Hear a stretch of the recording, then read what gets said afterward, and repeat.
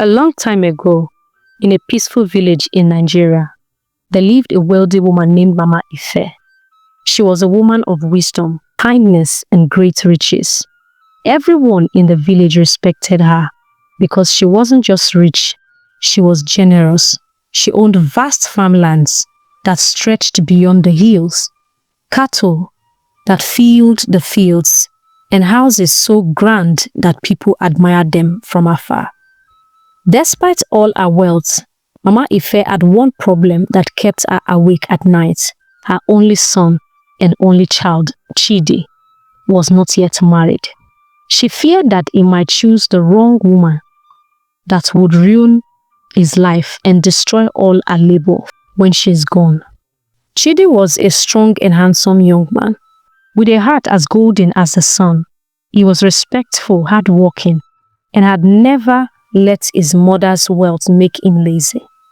However, Mama Ife feared. She worried that many of these girls in the village only admired Chidi because of his riches, not because they truly loved him. One evening, as the golden sun painted the sky orange and the gentle wind swayed the palm trees, Mama Ife sat outside her compound, lost in thought. She had seen many rich men make mistakes in choosing wives. Some had married women who only wanted luxury, and when troubles came, those women abandoned them. She did not want that fate for her son. As she watched the birds return to their nests, an idea struck her. She smiled to herself, nodding slowly. "Yes, this will work," she whispered. The next morning, she called Chidi to sit beside her on the wooden bench outside their house.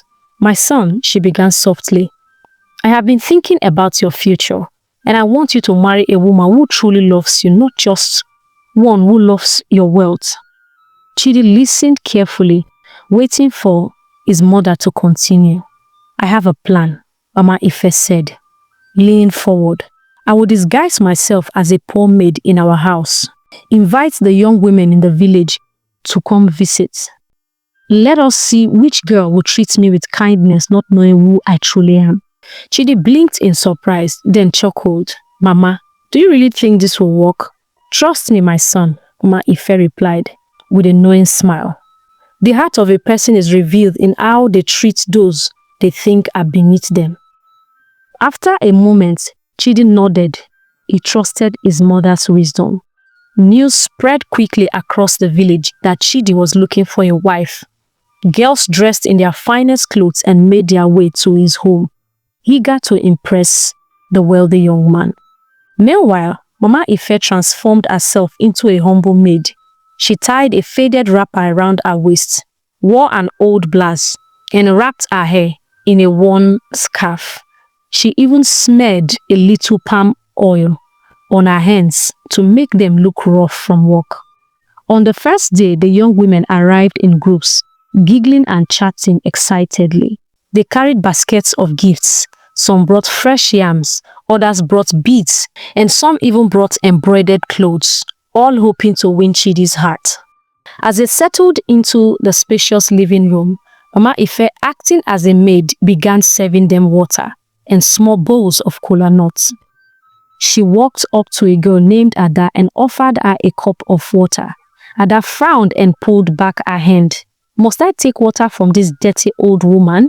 she muttered to her friend Eke, wrinkling her nose. "I don't even want to touch that cup," Eke whispered back, laughing. Mama Ife pretended not to hear. She simply smiled and moved on. As she continued her walk, she noticed that most of the girls ignored her or gave her disgusted looks. Some even whispered among themselves, wondering why such an untidy woman was allowed to serve them. Just as she was beginning to lose hope, a soft voice called out, "Mama, do you need help?" Mama Ife turned and saw a young woman standing beside her. She was not dressed in extravagant clothes like the others, but her simple attire was neat and clean. Her name was Neka. "Let me help you carry that," Neka said, taking the tray of food from Mama Ife's hands. Mama Ife's heart warmed. She had not expected anyone to offer help. "Thank you, my child," she said gently. As the days went by, Nneka continued to show kindness. She greeted Mama Ife warmly, helped with small chores, and even sat beside her to talk. She did not treat her like a servant but an elder. Mama Ife had seen enough, but she wanted to test Nneka one more time. One morning, she pretended to trip and fall while carrying a basket of foodstuff. She let out a small cry and collapsed onto the ground. Most of the girls who were nearby simply turned their heads and continued talking. But Nneka, who was passing by, rushed to her side. "Mama, are you hurt?" she asked with concern, placing a hand on her back. "I am fine, my child," Mama Ife replied. Touched by Nneka's kindness, later that evening, Mama Ife handed her an old broom and asked her to sweep the backyard.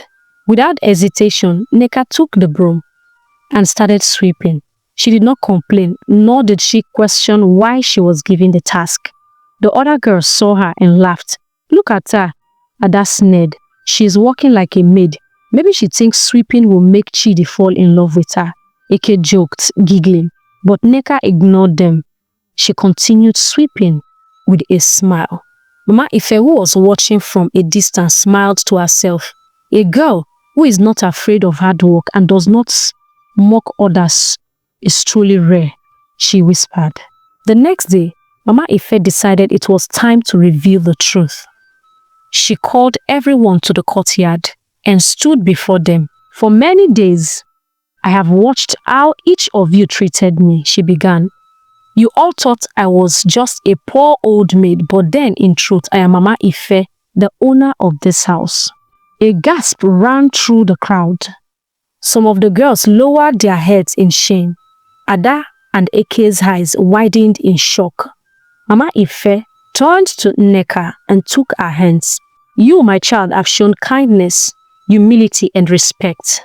That is why I choose you as the wife of my son." Chidi stepped forward, his heart full of admiration. "Nneka, you have shown me that true beauty is," he said, "is not in fine clothes or expensive gifts, but in a kind and gentle heart." Tears filled Nneka's eyes. She had not expected this. Soon, Chidi and Nneka were married in a grand ceremony. The villagers learned a great lesson that day. Moral lessons. True beauty lies in kindness and humility, not in wealth or appearance. A good heart shines brighter than the finest clothes or the richest gifts. Thank you for watching. God bless you. I'll see you in my next video. Bye.